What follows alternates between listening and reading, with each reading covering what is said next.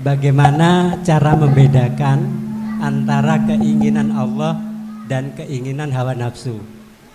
Itu yang pertama. Dan yang kedua, kami ada pengalaman sedikit mengenai zikir. Tadi disampaikan bahwasanya zikir jahar maupun siri. Memang kami pengamal toreko. Dari pengalaman itu kami merasakan rasa yang masih terpecah-pecah. Nah, itu di dalam toreko itu. Nah, setelah kami mengambil baiat Sirul Asrar ke jenengan, waktu itu masih di rumah jenengan itu. Nah, setelah itu ada perubahan di mana setelah kami zikir Sirul Asrar, rasa itu menjadi satu keutuhan. Dan dalam prosesnya satu keutuhan rasa itu adanya kosong, di mana kosong itu lebih luas sehingga diri kita pun sudah tidak ada, yang ada hanya kekosongan. Assalamualaikum warahmatullahi wabarakatuh. Saudara-saudaraku yang dirahmati Allah Subhanahu wa ta'ala, semoga tayangan ini bisa membawa manfaat dan menambah keimanan kita di sisi Allah Subhanahu wa ta'ala. Selamat menyaksikan. Assalamualaikum warahmatullahi wabarakatuh. Saya Ibu Qodiria mau bertanya tentang apakah hati dan ruh itu sama, dan gimana caranya kita mengendalikan hati dan ruh kita di saat kita itu beribadah agar kita mampu menghadirkan adanya Allah di hati dan di kalbu kita. Begitu aja Pak Yai. Assalamualaikum warahmatullahi wabarakatuh. Waalaikumsalam warahmatullahi wabarakatuh. Dari nukilan beliau Imam Ghazali lewat satu hadis yang mengatakan bahwasannya di dalam diri seorang manusia itu ada segumpal daging. Jikalau segumpal daging bagus, maka baguslah semuanya. Jikalau rusak, rusaklah semuanya. Mahuwa, daging yang mana yang dimaksud? Niku di dalam kitab Ihya, Pak. Imam Ghazali nukil, menerjemahkan, mensarah dari hadis tersebut. Ngeten.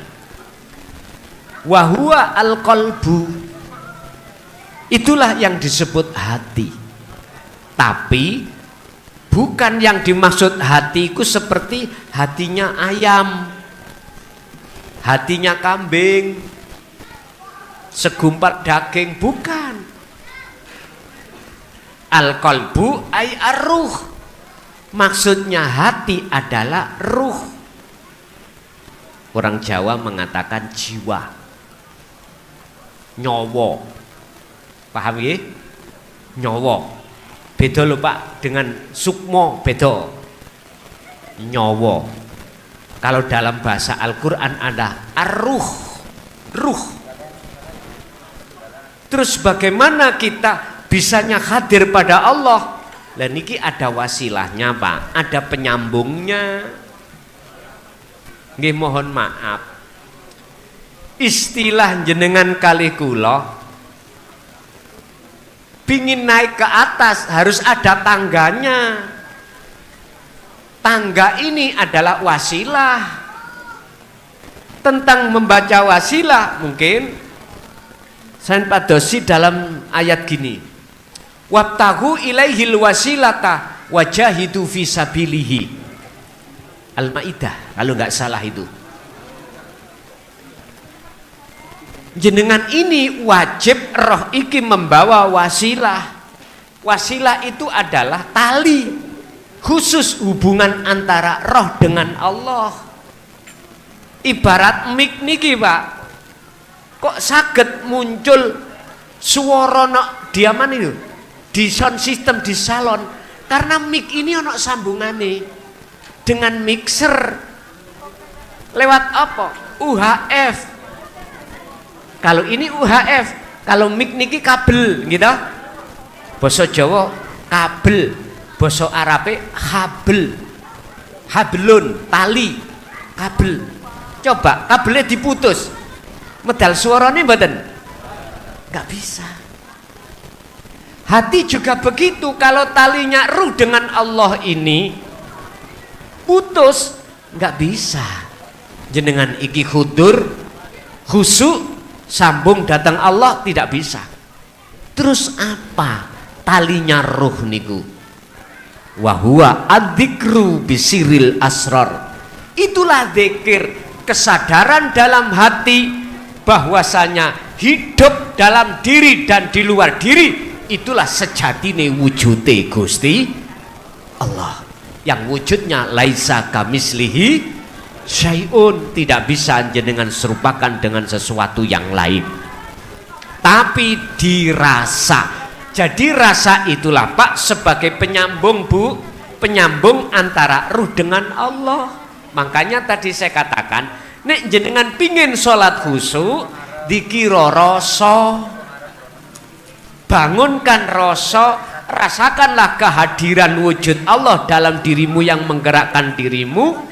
Itulah hidup di dalam dan di luar dirimu. Niku carane Bu ya. Jadi ruh niku sami kali kolbun, hati sama. Walaupun beda nama tapi substansinya maksudnya itu sama. Lanjut, masih ada?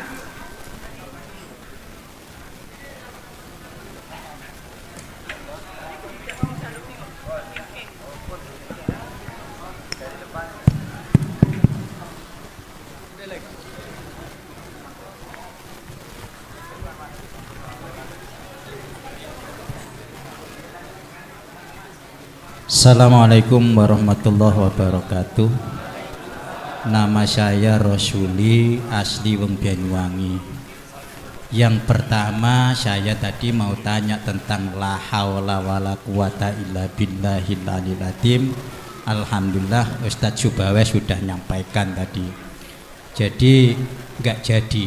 Terus yang kedua yang perlu saya tanyakan, karena kita ini yang hadir bukan orang tauhid semuanya, bukan orang toreko semuanya, sifatnya umum, maka saya minta diterangkan tentang tahalli, taholli, tajalli. Itu penting bagi orang-orang umum. Ini sudah menyangkut Allah, ini kita ini Allah loh, bayangan ini. Jadi ngeri menurut saya gitu tadi. Karena saya kebetulan mundir am Provinsi Bali Jatman itu saya. Jadi alhamdulillah kalau pelajaran ini khusus teman-teman ini cukup luar biasa. Ini pelajaran yang kalau tambah malam itu semangatnya tambah ada gitu ya. Kalau malam, tapi kalau bagi orang-orang yang awam tadi ya mungkin agak bingung ini nanti gitu ya. Jadi kami mohon untuk kalangan umum ya, itu mungkin tahalli, taholli, tajalli itu diutamakan, karena kita ini masih banyak musyriknya, banyak iri dengkinya gitu ya hati kita ini. Terima kasih. Assalamualaikum warahmatullahi wabarakatuh. Waalaikumsalam warahmatullahi wabarakatuh. Apa itu taholli? Makai khoknya di atas. Ini gambaran kalau kita makhluk masih ngaku. Untuk saya, dalam hati saya muncul iman kalau yang ngaji itu sumbernya datangnya ngaji dari saya. Saya makhluk. Ini namanya taholli. Lah disinilah Pak kita akan mengenal tentang masalah syirik. Itu ada dua, mungkin di dalam kitab hikam di situ diterangkan ada syirik jali, ada syirik khafi.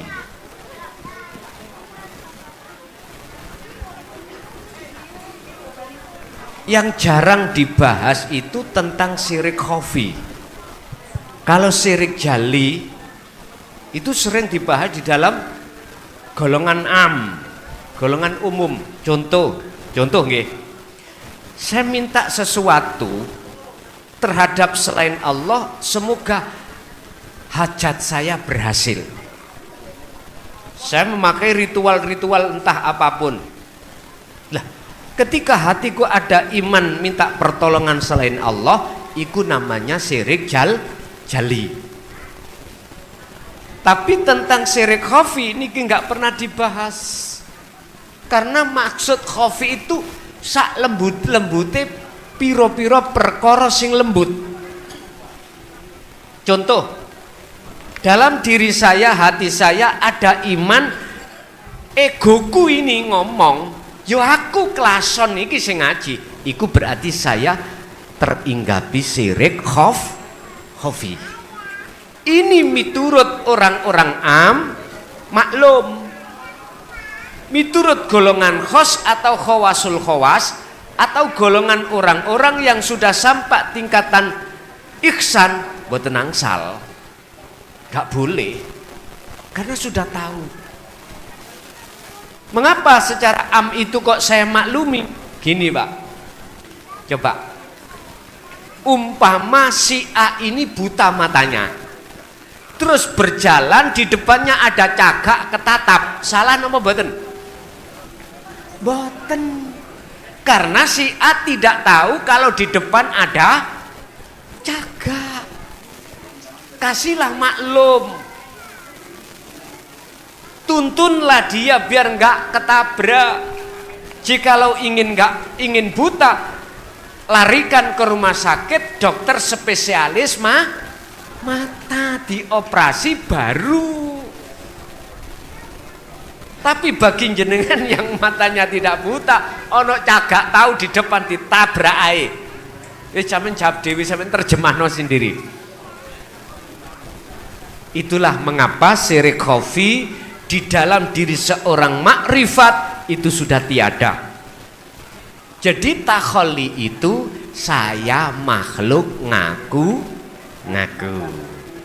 Masuk takhalli, titiknya dihilangkan, kha niki dadi kha. Artinya apa? Itulah proses jenengan ini nafi isbat, proses pembersihan kotoran-kotoran di dalam hati. Itu namanya takhalli. Bentuknya apa? Jenengan tadi saya sarankan untuk selalu merasa mengimankan segala hal apa pada diri kita itu sumbernya dari Allah. Berarti gak ngaku-ngaku. Inilah proses yang disebut takhalli, proses meniadakan rasa keakuan diri sebagai hamba sing sholat itu tadi. Akhirnya apa? Akhirnya jenengan dalam hati muncul satu kejadian, merasa semuanya gerak sampai iki sebab digerakkan oleh Allah. Ini juga masih ada dua. Biar tidak ada dua, biar ada ahad, tajalli, merendah, titiknya ada di bawah. Apa maknanya tajalli? Menetapkan di dalam hati jenengan berbentuk iktikad, berbentuk keyakinan bahwasanya la maujudan illallah, tidak ada yang wujud, tidak ada yang berkehendak, tidak ada yang bisa, semua apapun kecuali adalah aku Allah, bukan aku makhluk nih Pak. Aku makhluknya kan pun hilang, tinggal aku Allah. Itulah tajalli. Inilah tajallinya hamba kepada Allah. Sekarang tajallinya Allah terhadap makhluk itu bagaimana? Ini jawabannya ada di surah Al-Hadid ayat 3.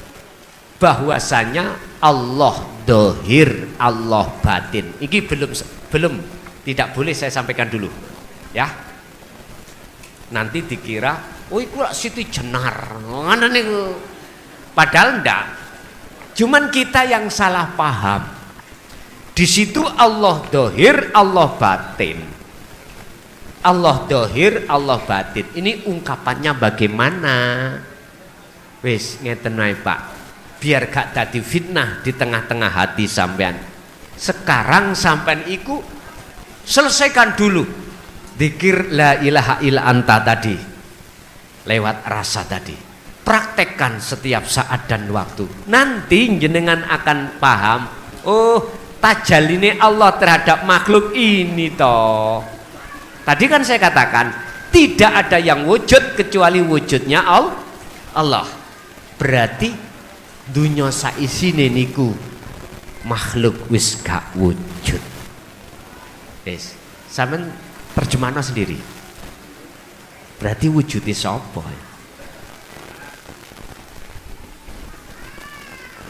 Wis sampean jangan ragu, jangan khawatir. Allah sudah janji.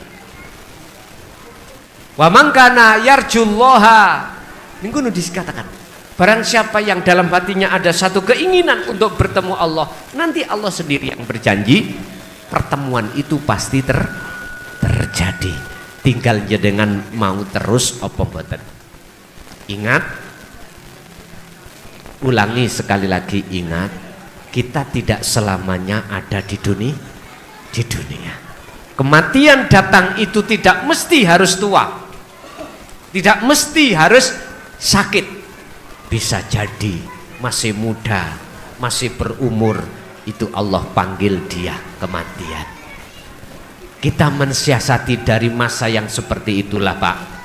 Makanya Allah dawuh dalam surah Az-Zumar ayat 54 tadi, wa anibu ila rabbikum wa aslimu min qabli ayyatiyakumul adzab tsumma la tunsurun. Kembalilah kau sebelum datangnya kematian, biar panjenengan dapat pertolongan dari Allah. Berarti tajalli itu ada tajalline makhluk kepada Allah, ada proses tajalline Allah terhadap makhluk. Mekaten. Halo. Jadi yang di atas barangkali masih ada, silakan. Ya, silakan monggo.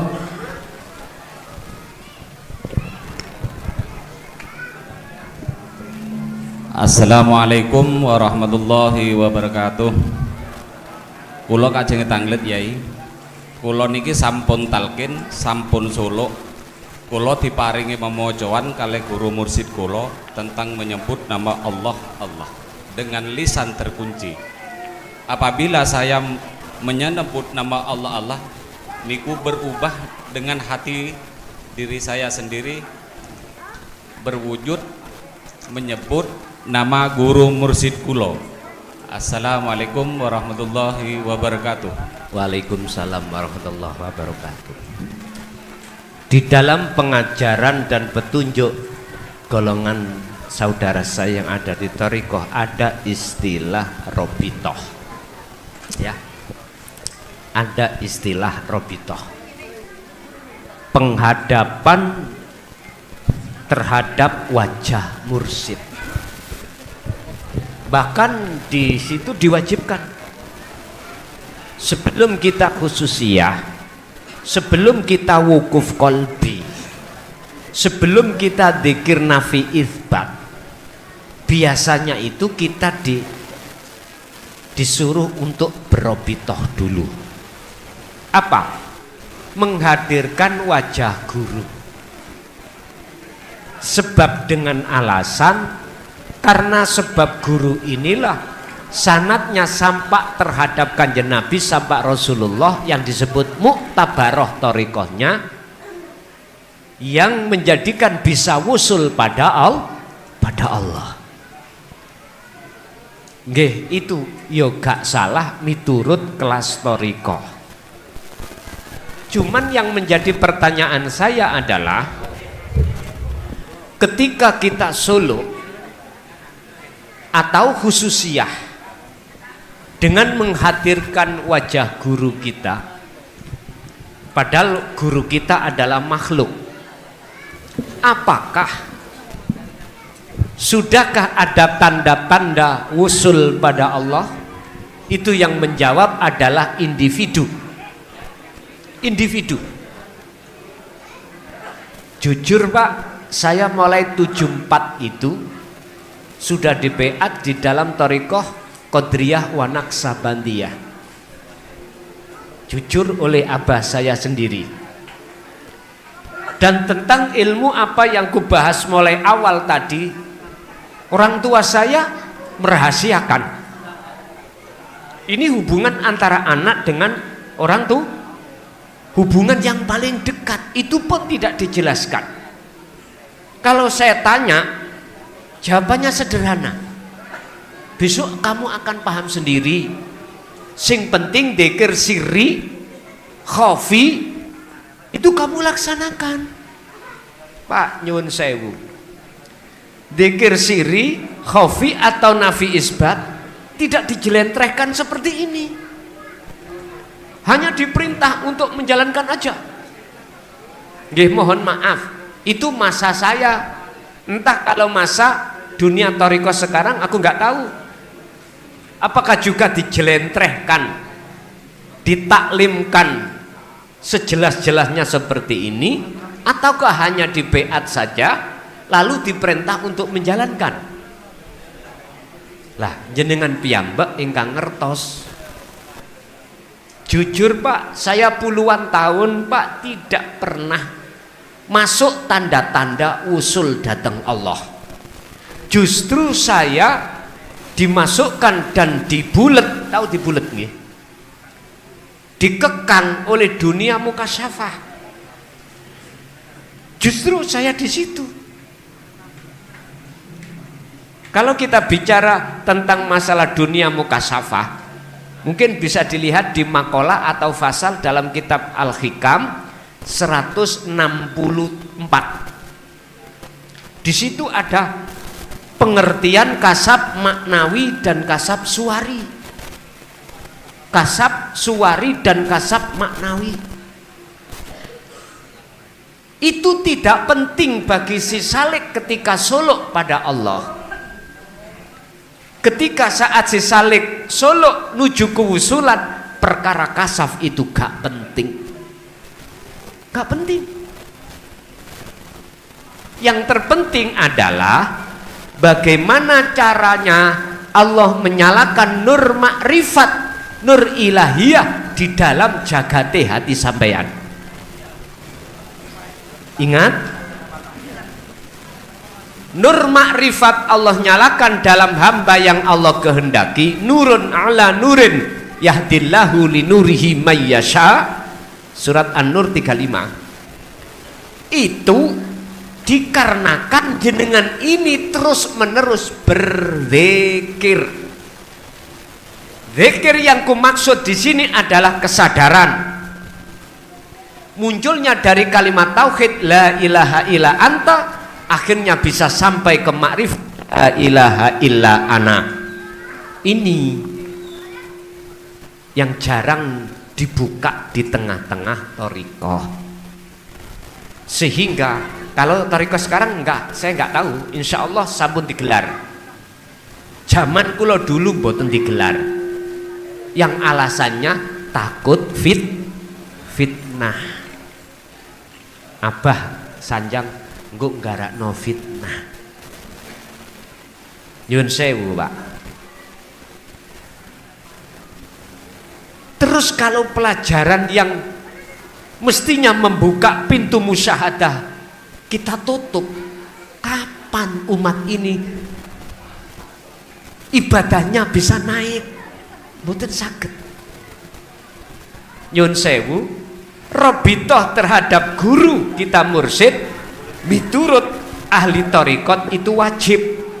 Tapi miturut hakikat namanya rabithah menghadirkan wajah itu bukan wajah makhluk. Sebab ning Al-Qur'an, di Al-Qur'an tentang rabithah, tentang tawajuh, saya cari sampai detik ini nggak ketemu.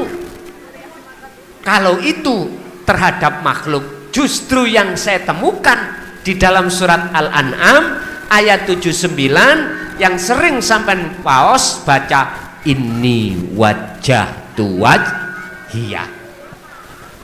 Itu yang saya temukan. Yun sewu, berarti di dalam Al-Quran selama ini yang aku dapatkan, aku temukan tentang robito, penghadiran wajah itu hanya diperbolehkan wajah Allah. Tentunya dengan apa? Rasa. Kalau selain daripada rasa tidak bisa, Pak. Dzikir yang kumaksud adalah sirul asror, dan di dalam sirul asror ada 3: rasa, melihat, menyatakan. Ainul basiroh, syu'aul basiroh, wa ainul basiroh, wa hakul basiroh. Niki. Baru di situ bisa dikatakan wusul nang Allah. Ahli hakikat dilarang, Pak. Apalagi ahli makrifat menghadirkan wajah selain Allah, karena wajah selain Allah bagi ahli makrifat itu sudah tidak ada. Berhubung kita masih ada di ahli thariqah, yo rapopo, karena proses kelas kita lah, ngoten nggih. Cuman yo ojo ngono terus. Mosok sih sampai niku umpama sekolah SMP nggak kepingin SMA, tingkatkan. Biar hati sampean iki gak gampang muring marah-marah. Nafsu lawamah, amarah, nafsiyah itu biar jinak. Tapi ingat, sejinak-jinaknya nafsu seperti Tom dan Jerry. Suatu saat dia merencanakan menikam terhadap kita. Wa ma ubarri'u nafsi, inna nafsa la amaratum bisu. Belum aman. Tetap sak jinak-jinake nafsu akan menyerang kita dari belakang. Nggak bisa belakang, kiri, kanan, bawah, atas, dan lain sebagainya. Itu akan bisa kita jaga manakala kita selalu berzikir hati ini pada Allah.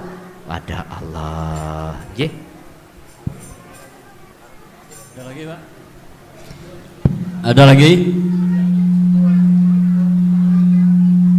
Barangkali yang perlu ibu-ibu ada di bawah ya, giliran ya. Habis ini baru di atas lagi. Monggo.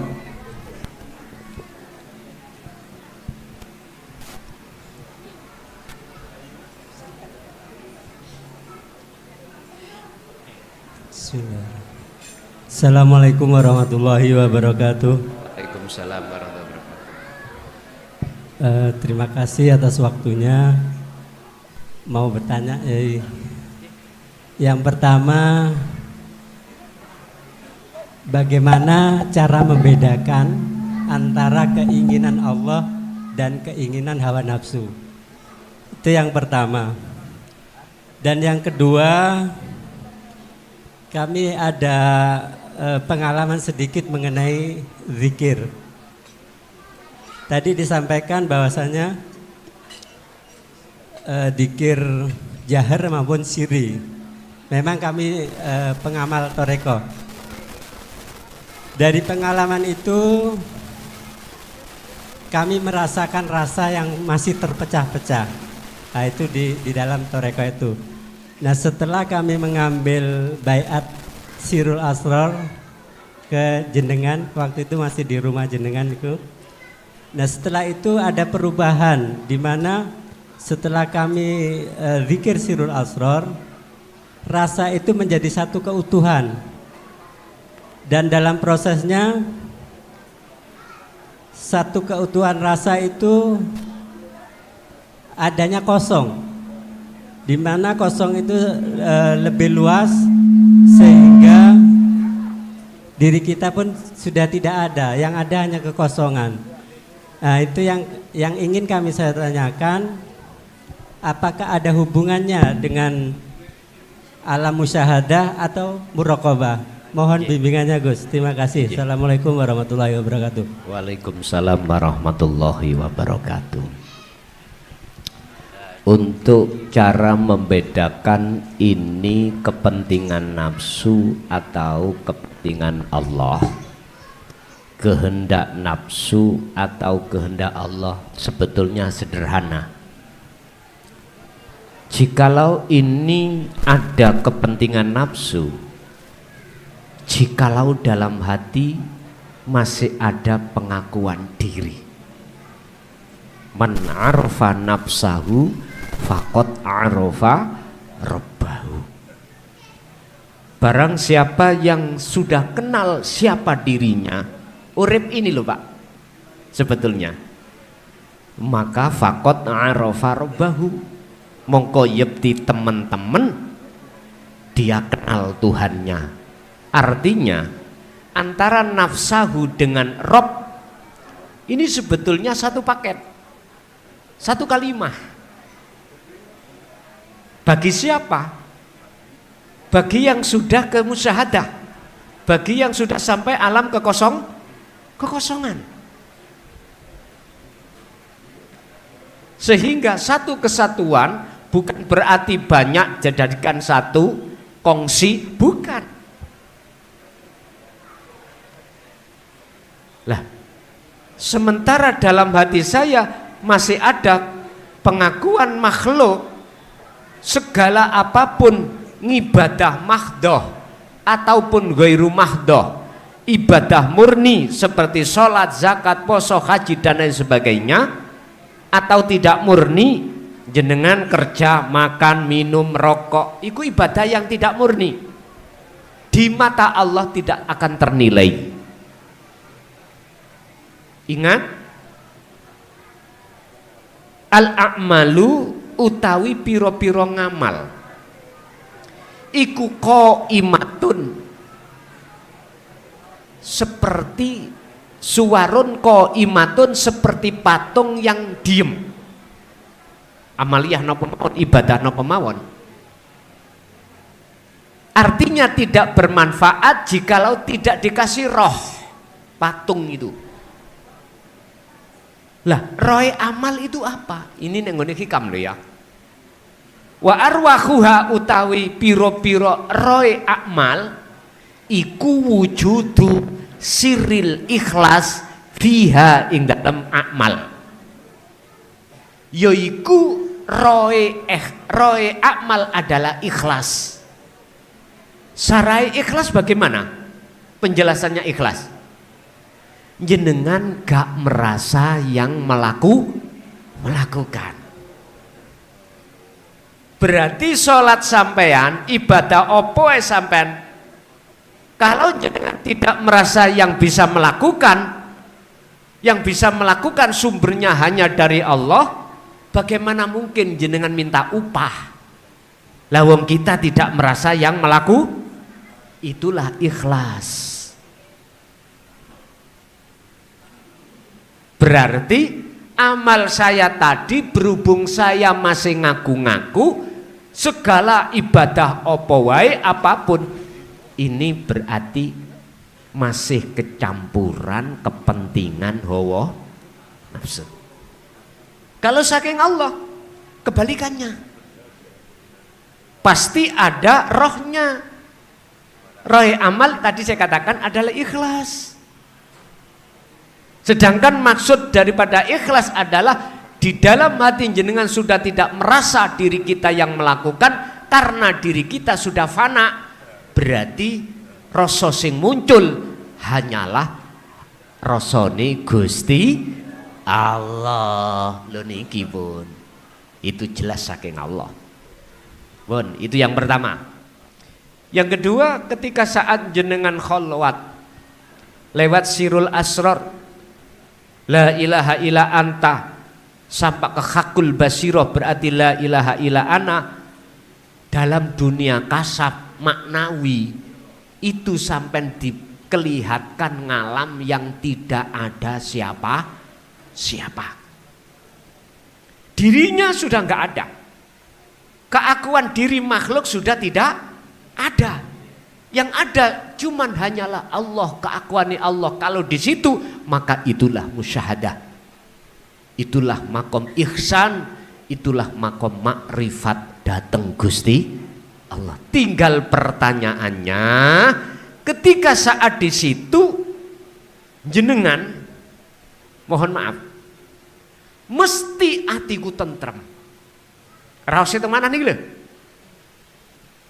Aku yakin jenengan tidak mau untuk dikembalikan ke alam dunia lagi. Alam mukhadara atau alam mukasafah, nggak ada keinginan. Dan di alam situ musyahadah itu masa satu harinya di situ sama dengan 50.000 tahun masa di dunia. Jadi nggak kroso. Koyoke sebentar. Coba jenengan sare, jenengan tidur, habis sholat isya, bangun-bangun subuh. Jenengan gak mimpi apa-apa. Terasa lama apa terasa cepat, Pak? Cepat nggih. Makanya Ibnu Athaillah menggambarkan mimpi yang seperti ini laksana sempalane wong makrifat. Sempalan pang. Pang itu tangkai. Tangkainya pohon makrifat. Mimpi itu. Karena ketika sampai mimpi, jenengan sudah tidak mengerti apa-apa. Tadi saya sarungan, apa enggak tahu. Oh jenengan tidur.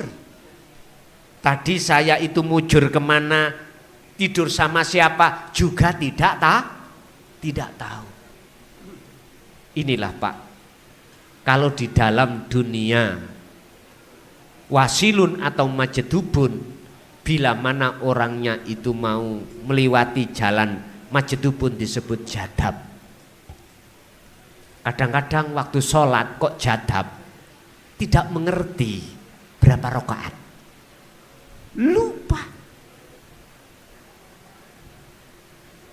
Ya sudah, Allah yang menghukumi sendiri. Tidak tahu jenengan ini jadi imam apa makmum, tidak tahu. Karena jenengan jadab, nggak tahu. Kadang-kadang moro jenengan itu belok arah, nggak ngerti. Sita, orang tidur bisa dihukumi mboten? Mboten saged. Karena beliau bighairi aklin, akalnya sudah tidak berfungsi. Beda kalau wasilun, beda lagi nih. Kalau wasilun memang hatinya lalai dengan urusan selain Allah. Yang ada cuman akunya Allah, cuman akal itu masih Allah sambungkan. Wabtagi ilaihil wabtagi fima ataqallah darul akhirah walatan sanasibaka minad dunya. Al-Qasas 77. Di situ. Raihlah dunia apa alam akhirat dulu. Hubunganmu datang Allah, raihlah makrifat. Walatan sanasibaka minad dunya. Hukum syariat jangan tinggalkan. Ini wasilun loh Pak ya, wasilun. Kalau majedubun beda lagi. Akal sak hatinya sudah lalai dengan urusan selain Allah. Istrinya nggak tahu ini istrinya atau tidak, anaknya maka nih dalam kitab Al-Hikam disebut wahwa al-majnun. Secara umum mengarani itu orang gila. Padahal Pak, hatinya selalu berzikir datang Gusti Allah. Orang yang seperti ini itu kebanyakan itu tidak mau tahu hukum syariat. Nggak mau, wis terserah saenake. Kadang-kadang sholat, kadang-kadang mboten sholat. Karena dia sudah nggak ngerti apa-apa. Makanya saya bawa oleh-oleh sistemnya sistem wasilun. Sama, jadinya sama. Sama ke makom musyahadah, sama makrifat Allah. Cuman beda lagi jalannya nanti. Lebih berat ini. Lebih berat. Dulu itu Abah itu punya santri Pak. Santri itu memilih antara wasilun dengan majedubun. Dikasih wasilun nggak mau, milih majedubun. Dikasih majedubun, akhirnya edan. Nggih, edan. Dia menjauh dari keluarga, hubungan kerjaan sudah dia tinggalkan. Dia ada di sungai sampai rambutnya panjang. Udah, nggak mau dijak bicara, nggak mau. Karena milih itu. Pernah dulu memang ada anak angkat abah, namanya Romli almarhum Bunan. Pernah milih itu, terus jadi geger wong sak kampung. Akhir disuruh mandek, mandek. Berarti kamu itu bukan tempatnya di Majedubun. Lah wong Majedubun Pak sik gembul nang masyarakat. Ya akhirnya dadi fitnah. Ya kudu keluar sana, menyendiri di hutan. Gembul ketek ono, ya. Gembul hewan-hewan. Aman. Kita di tengah-tengah masyarakat akhirnya timbul fitnah. Nah, makanya di tengah masyarakat umum, menurut kami loh ya, lebih cocok pakai sistem wasilun seperti Kanjeng Nabi Muhammad Sallallahu Alaihi Wasallam. Artinya wasilun itu hukum syariat beliau pegang, tapi ketika melaksanakan hukum syariat hakikatnya dia realisasikan di situ. Inilah yang dimaksud dalam satu ayat, Nabi Isa besok akhir zaman mendekati hari kiamat akan Allah turunkan. Visi dan misinya adalah salah satu diantaranya membunuh Dajjal, kedua meneruskan syariat Kanjeng, yaitu syariat yang bernuansa hakikat supaya bisa makrifat pada Allah. Kebanyakan kita itu melu syariat toh, hakikat Kanjeng Nabi, tauhid antawa ana, kebanyakan kita tidak mau. Dianggapnya itu sesat. Padahal hujah dalilnya cetha ning Quran sudah terurai.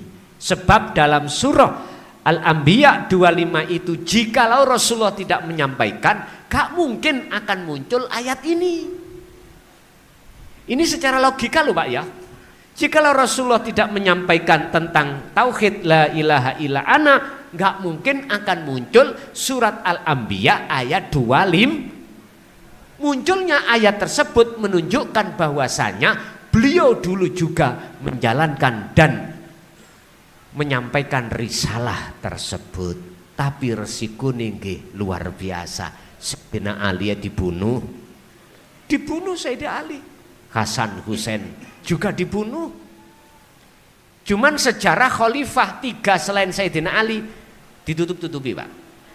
Ada yang diracun oleh kaum Khawarij. Kaum Khawarij ini dikira orang yang tidak mengerti Quran. Hafal Quran Pak, hafid. Hadis hafid. Tapi memprotes la ilaha illa ana yang beliau sampaikan. Lah, termasuk zaman sekarang, mohon maaf, jangan dikira saya sudah enak-enak gini. Sejarah saya soro Pak. Tahun 2007 kami diusir oleh tokoh-tokoh dari kampung dikon keluar. Tapi saya jawab, saya tidak mau seperti Nabi Yunus meninggalkan kaum, berhenti berdakwah dikarenakan kaum menolak. Saya tidak mau. Sebab saya punya prinsip, munculnya protes itu kalau tidak Allah sing gerakkan ya gak akan muncul. Akhirnya saya maklumi Pak.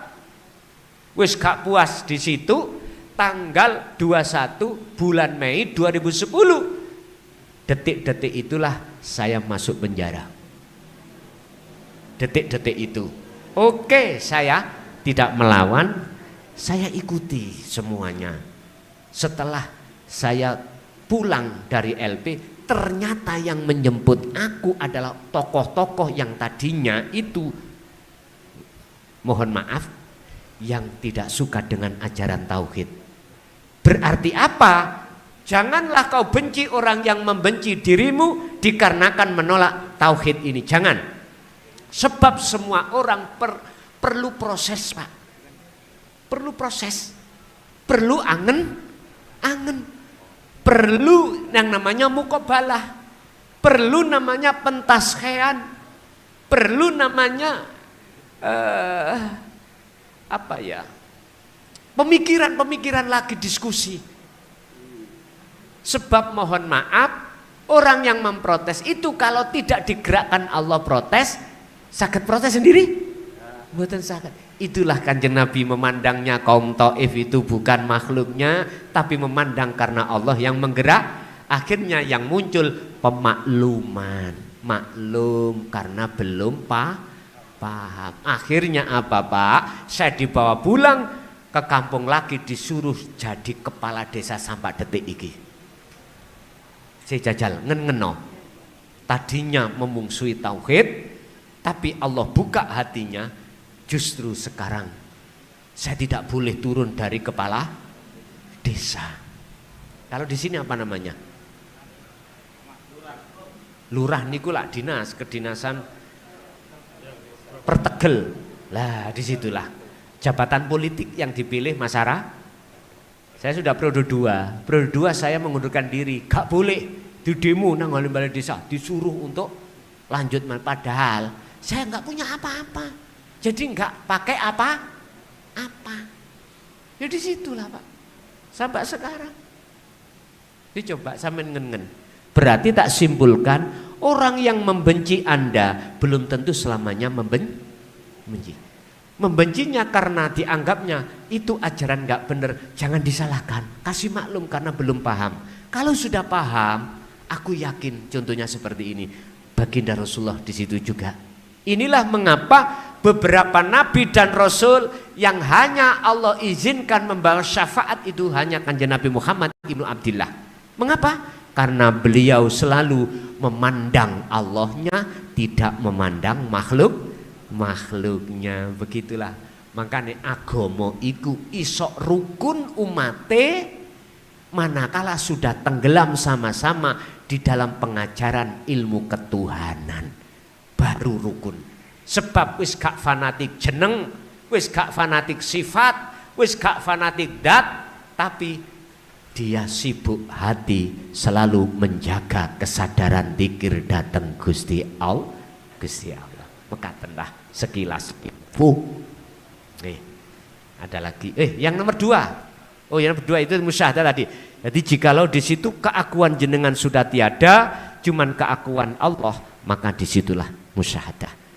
Untuk bisa lama di situ, Pak, terus zikir itu sampai kumandangkan dalam hati yang tidak mengenal keadaan. Mekaten. Jadi masih ada lagi. Tolong di atas sekarang gilirannya, silakan. Ya, terima kasih. Assalamualaikum warahmatullahi wabarakatuh. Gus, kula jamaah Baitur Rahmah Baitul Mukhlasin yang swanken dalam pas hari raya. Kebetulan sudah sampai di Bali. Ngapunten, kula ada beberapa pertanyaan. Yang pertama, takdir yang sudah digariskan, apakah dengan zikir takdir tersebut bisa berubah? Yang kedua, kapan saat apa zikir itu terasa, dan di saat terasa sadar bahwa zikir itu jalan kok malah hilang? Niku dos pundi, Gus? Mohon penjelasan pun. Matur nuwun. Assalamualaikum warahmatullahi wabarakatuh. Waalaikumsalam warahmatullahi wabarakatuh. Ada istilah qadha, ada istilah qadar. Qadha adalah ketetapan Allah yang telah ditulis di dalam buku kita masing-masing yang Allah simpan di dalam lauhil mahfud. Iki bahasa syariat. Bahasa hakikat qadha adalah ketetapan Allah yang berbentuk iradah, kehendak di dalam hati jenengan. Ini kan belum nyata. Namanya kehendak itu buku-buku catatan di dalam hati jenengan. Itulah lauhil mahfud. Disebut kehendak sesuatu yang belum terjadi. Kalau ini dirubah bisa. Sebab ini masih kehendak, buku catatan yang berbentuk kehendak dalam hati jenengan. Contoh. Sebelum hari ini tadi jenengan mendengarkan pengumuman bahwasannya nanti di musola Muhajirin ada pengajian umum tentang membahas rasa.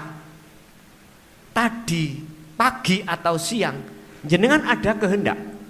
Coba saya penasaran, apa sih ngaji rasa itu? Ngaji tauhid itu apa sih? Penasaran toh? Ada keinginan. Ini bisa akan berubah sebelum hari ketentuan takdir yang Allah tentukan. Detik-detik Allah tentukan. Sore tadi entah sampai ini duwe keinginan yang lebih besar lagi, berubah wis gak sido, tak lihat anu aja, live YouTube-nya aja. Bisa jadi seperti itu. Dalam pengertian kehendak dalam hati sampean itulah buku catatan yang telah Allah catat, lauhil mahfudnya berbentuk hati itu. Ini bisa dirubah. Tapi kalau namanya takdir, qadar, takdir atau qadar, sesuatu yang sedang dan sudah terjadi tidak bisa dirubah. Kalau jenengan sudah ada di sini, terlibat di dalam pengajian ini, ya sudah, ini takdir. Ini namanya takdir. Niki nggak bisa dirubah. Yang bisa dirubah adalah qadha.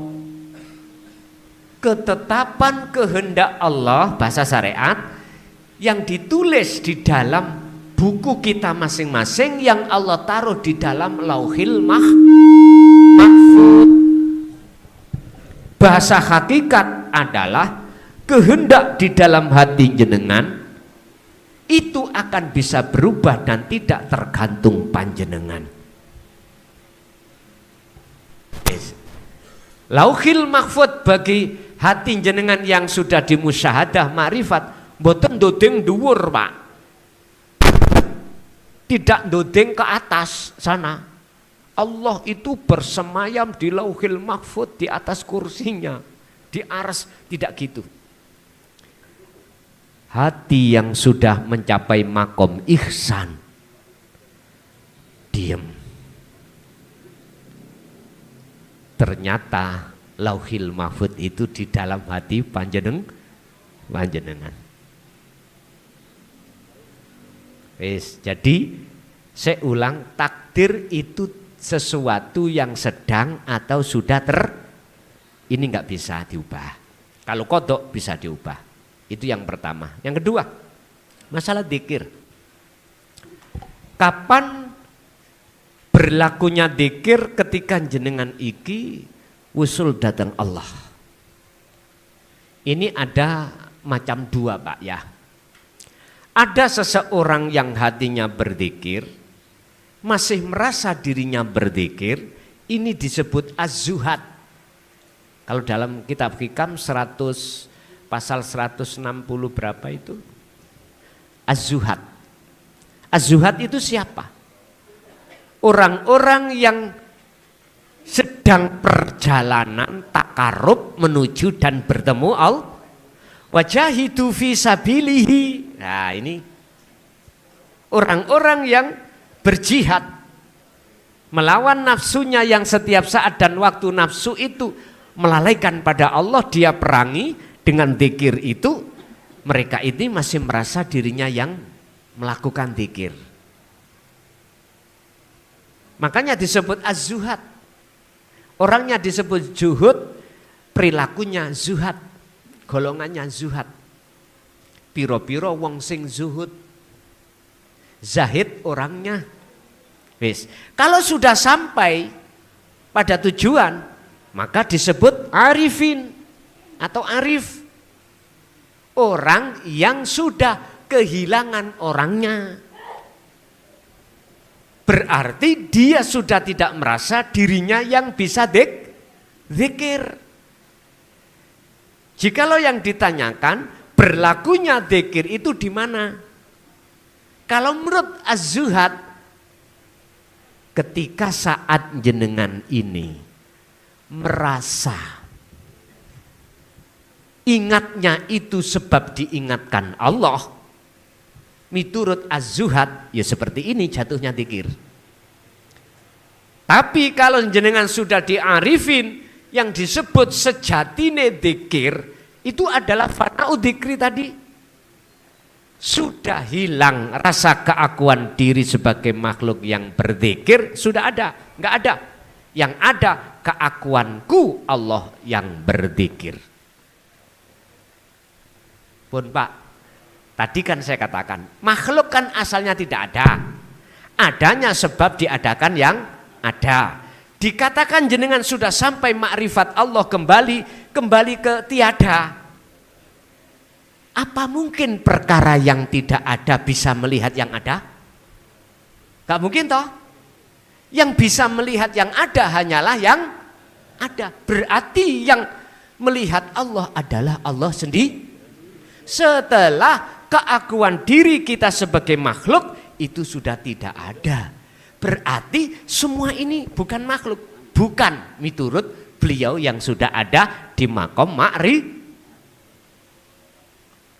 Pak, sampean disindir nanggone kesehatan. Apa sidik jari wong sak donya gak ono sing padha. Tidak jutaan loh orang itu. Tidak miliaran, bahkan tril. Mengapa satu aja nggak ada yang sama? Udah, wajah ada yang sama? Nggak ada. Inilah Pak, sifat wahdaniyah Allah. Jenengan sudah terlibat di dalam sifat wahdaniyah, ada di makom jam'i cara hikam, makom makrifat notok, ngeten. Ketemu dawuh ngene, aku iki sing dawuh Allah.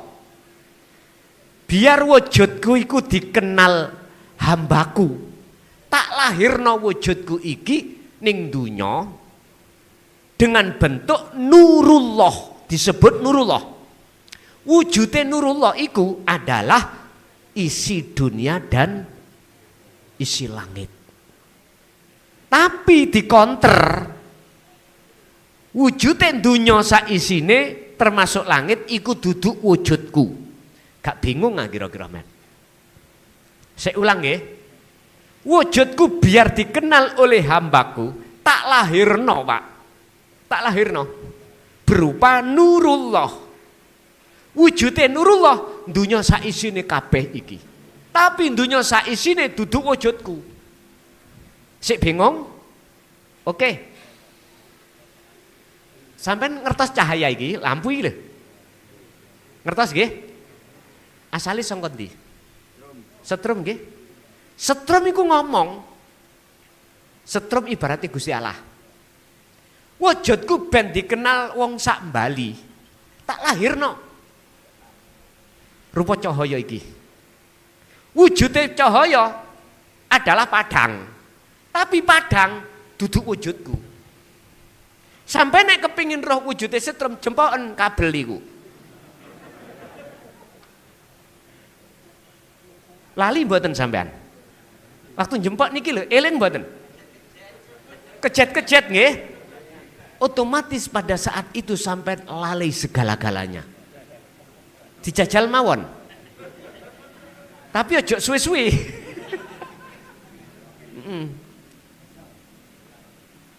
Insya Allah dengan ini sampean paham. Tak simpulno, wujudnya setrum, wernane cahaya, wujud padang iki hilang ono nomo iku. La ibsorun wa mubsorun wa basorun, makhluk yang bersaksi, mata untuk memandang bersaksi, Khalik yang kita saksikan semuanya fanakan. Terus disebut apa? Nek sebutan telu, tiga ini enggak ada, enggak bisa jenengan sebut. Kalau boleh saya katakan, ini loh Pak.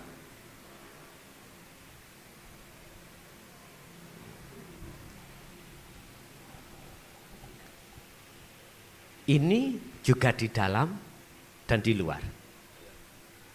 Bukan angin loh nggih. Bukan oksigen. Inilah yang dimaksud dulu itu dalam orang-orang Jawa kuno. Disebut sebagai gali kangkung. Disebut teracae kuntul miber. Disebut susuane angin. Cara untuk bisa sampai ke sini, padahal surat Al-Baqarah 115 kan Allah dawuh, walillahil masyriq wal maghrib, dari jagat timur sampai jagat barat. Fa aina ma tuwallu fathamma wajhullah, kemanapun kau menghadap depanmu ada wajah Allah. Jenengan harus memfanakan selain daripada ini, baru nyatalah ini. Wis kula mboten saged nyebut, Pak. Mboten saged nyebut. Jenengan tinggal merasa diam, dan diam Anda itulah kedamaian. Makanya orang dulu kalau meditasi itu kan tinggalkan semua, ya toh? Tinggalkan semua, anak, istri, kerjaan tinggalkan. Tujuannya apa beliau meditasi? Untuk mencapai Sidratul Muntaha, untuk mencapai kesadaran kalau selain Tuhan Sang Esa itu tidak wujud. Disitulah Allah bimbing ruhaniyahnya beliau. Makanya kita wajib, menurut saya, menurut surat Al-Ahzab ayat 42 termasuk Fasabih, sucikanlah bukrata wa asila, baik siang maupun malam, hatimu tentang adanya gambar selain Allah. Kalau Kanjeng Nabi niku dalam surat Al-Insan 26, wa minal laili fasjud lahu fasabbihu lailan tawilan, di malam yang panjang beliau selalu fasjud, selalu sujud. Bahasa syariat disebut tahajud. Bahasa hakikat beliau selalu mensucikan hati, bermujahadah menghadap kepada Allah. Enggak kalau kita malam sukanya tedung, langan ya, sukanya tidur, mancal kemul, sukanya gitu. Yes, kita latih lah Pak, kita latih minimal lah, ikutilah di dalam surah Ali Imran ayat 191. Enggak bisa jenengan dengan berdiri, dengan duduk, enggak bisa dengan duduk berbaring sambil menjelang tidur jenengan berzikirlah terus menerus mekaten. Jadi untuk meletakkan zikir tadi berlaku di mana tergantung kita ada di Az-Zuhad atau di Al-Arif, itu beda-beda. Oke. Ada lagi? Assalamualaikum warahmatullahi wabarakatuh. Monggo, ada lagi yang akan bertanya? Di atas. Giliran ya yang di atas, monggo. Barusan kan dari bawah. Sekarang yang atas dulu. Dari atas nanti ke bawah lagi. Kalau tidak kasihan sama yainya. Siap Yai? Monggo. Oke. Monggo. Yang di atas silahkan. Ya ayyuhan nafsu mutmainnah irji ila rabbiki radiyatan mardiyah fadkhuli fi ibadi wadkhuli jannah. Bukankah semua itu dari Allah, tapi kenapa yang diminta untuk kembali cuma mutmainnah? Agak dikeraskan Pak, didekatkan dengan mic. Assalamualaikum warahmatullahi wabarakatuh. Waalaikumsalam warahmatullahi wabarakatuh. Kula jamaah saking Jember, domisili wonten Ubud, Bali. surat Al-Fajr ayat 20, ya ayat Tuhan nafsul mutmainnah irji ila rabbiki radiyatan mardiyah fadkhuli fi ibadi wadkhuli jannah. Bukankah semua itu dari Allah, tapi kenapa yang diminta kembali cuma mutmainnah, untuk alwamah sufiyah tidak diminta kembali? Tolong penjelasannya. Assalamualaikum warahmatullahi wabarakatuh. Waalaikumsalam warahmatullahi wabarakatuh. Kalimat irji'i itu menunjukkan kata perintah. Kata perintah. Irji'i baliyo siro. Mengapa harus ada kata perintah? Apa asbabun nuzulnya ayat ini? Karena ruhaniyah kita itu blakrak, tahu blakrak? Minggat dari Allah, bercinta pada selain Allah. Allah kita tinggalkan. Sampai dalam ayat lain, fafirru ilallah, lekaslah kau lari kepada Allah. Jikalau ruhaniyah kita tidak meninggalkan Allah, gak mungkin akan muncul kata perintah irji'i. Munculnya irji'i karena nafsu, karena jiwa yang tenang yang disebut ruh itu mengikuti nafsu dalam dirinya. Apa? Tinggalkan Allah. Pun sejarah yang tidak bisa kita lupakan. Mengapa Nabi Adam tinggalkan Allah? Mengikuti seruannya iblis. Iblis mengatakan,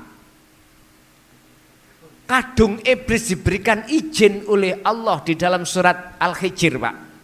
Ayat 38, 39, 40. Iblis sebelum hengkang dari surga, iblis itu minta ringanan pengajuan terhadap Allah. Itu di dalam surah Al-Hijr ayat 38, 39, 40. Gusti, kula niki pun sampean cap makhluk sing duraka, makhluk yang tersesat. Iblis nggih. Gara-gara kan mboten mau sujud lah ngoten ya. Cerita ringkas itu seperti itu. Tolong saya minta 2 keringanan, 2 izin, rekom dugi jenengan. Apa blis? Setunggal kula saya jangan jenengan matikan sampai hari kiamat. Itu menurut ayat itu. Kedua, izinkanlah saya akan menyesatkan Adam dan anak putu Adam. Allah jawab bagaimana? Silakan. Bahasa silakan itu ada maksud, Pak. Pertama, Gusti Allah itu pingin nguji terhadap kesetiaan Nabi Adam yang katanya tidak akan mendekati pohon khuldi. Diuji. Terus jenengan sebelum roh itu ditiupkan Allah di jasad dalam surat Al-A'raf ayat 172. Alastu birabbikum, jenengan jawab qalu bala syahidna. Sebelum nanti disebut ruh itu memang disebut nafsul mutmainnah. Itu ada sejarahnya memang. Betulkah aku Tuhanmu? Betulkah kau hanya bercinta padaku, menyembah padaku? Betulkah kau setia padaku? Tidak ada yang kau sembah kecuali aku? Kata Allah. Dalam pengertian alastu birabbikum, di situ sarahnya. Jenengan jawab qalu bala syahidnya. Pertanyaan saya terhadap jenengan, jenengan ingat enggak roh jenengan itu dulu berkata gitu? Tidak ingat. Biar ingat, diingatkan lewat Al-Quran. Sebab Al-Quran itu miturut umat Islam hukum yang paling tinggi. Pedoman hukum dalam kehidupan manusia ini diletakkan yang tertinggi. Setelah itu as-sunnah, setelah itu ijma' qiyas. Ini Al-Quran. Akhirnya apa, Pak? Lewat iblis wau dikasih rekom, akhirnya datang ke Adam. Adam, kau ngerti namanya khuldi? Maknanya, artinya khuldi itu kekal. Jikalau kau enggak makan khuldi, kau akan diusir Allah dari surga. Kalau enggak makan, kalau makan kau kekal di surga. Artinya apa, Pak? Bagi hati kita, apa kepentingan, kemewahan, kehidupan dunia dijadikan nafsu iblis terkesan kekal dan menjanjikan. Nggih, mboten? Nggih, mboten? Jelas, karena kita belum sadar. Akhirnya kita yang dagang sudah menjadi orang yang kaya tidak ada puasnya. Kita yang punya jabatan tidak ada puasnya. Padahal satu sisi sadar nggak sadar, kalau kita meninggal semuanya tinggalkan. Memang itu dibikin nafsu, terkesan kehidupan dunia itu seakan-akan kekal. Makanya kita mengapa jarang ingat kematian.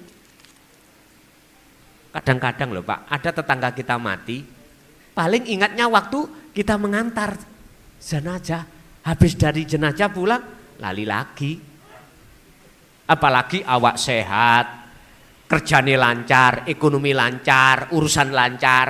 Wah, lupa. Alhaakumut takatsur hatta zurtumul.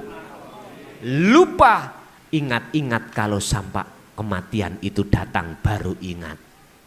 Kalau kematian itu datang baru sadar. Itu namanya matahari sudah terbit dari bar kasep. Nek cara bahasane wong Jawa. Mriki napa? Telat sudah. Makanya bersyukurlah jenengan ketika dikasih Allah sakit gak sembuh-sembuh. Bersyukurlah karena dengan sakit menjadikan hatimu teringat akan kematian. Dengan begitu akan revolusi diri, belajar untuk mendekat kembali kepada Allah. Berbahagialah Anda yang ketika menjabat sekarang gak menjabat, yang asalnya kaya menjadi miskin. Berbahagialah sebab dengan kemiskinan Anda tidak merasa jadi orang kaya. Akhirnya Anda tidak sombong. Itu yang tidak disukai nafsu. Gak disukai. Justru kemiskinan sampean jikalau menjadikan sadari hati untuk takarrub mendekat kepada Allah, itu lebih baik daripada jenengan kaya atau jadi mempunyai jabatan yang tinggi tapi hati sampean lupa pada Allah. Tapi bukan berarti semua orang yang kaya, semua pejabat itu hatinya lupa pada Allah. Tidak semuanya. Ya Pak ya. Jadi janganlah sesuatu itu menjadikan pengaruh dalam hatimu terhadap Allah. Carane jadilah sistem seperti ikan yang hidup di air asin. Tiap hari, tiap saat dia campur dengan air laut, tapi ketika kita ambil, kita masak nggak terasa asin.